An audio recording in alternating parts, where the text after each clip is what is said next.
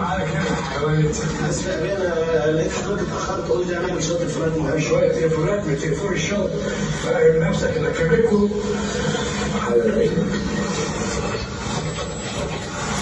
يا جماعه يلا جهزوا بسرعه تعالوا مفيش وقت.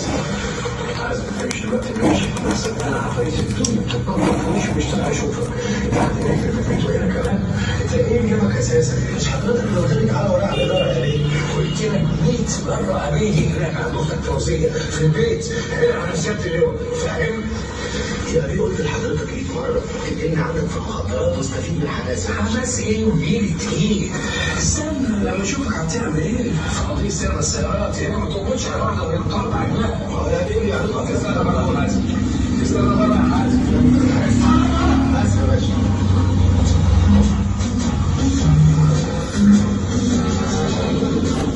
يا جماعه عملتوا ايه؟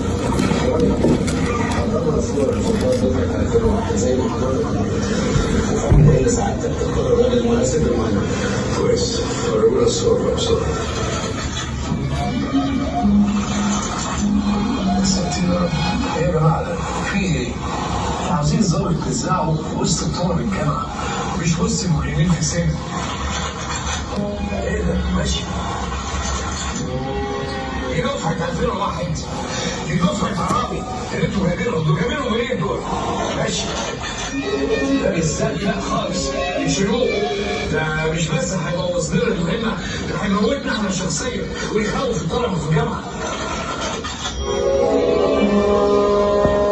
الولد ده شكله بسيط. ايه رايك؟ صورته بتنطق. اسمه ايه الولد؟ ده بسيوني عبد السلام البسيوني يا فندم. اللي هو عبد السلام بسيوني يا باشا. ايوه.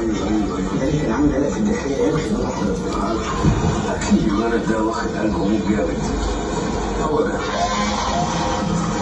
تعالى يا حازم. ساعة ماشي. قول لي يا حازم انت لسه فاكر زمايلك بتوع الدفعه؟ ايه اللي فاكرهم يا فندم؟ ممكن اوصفهم لك واحد واحد يعني.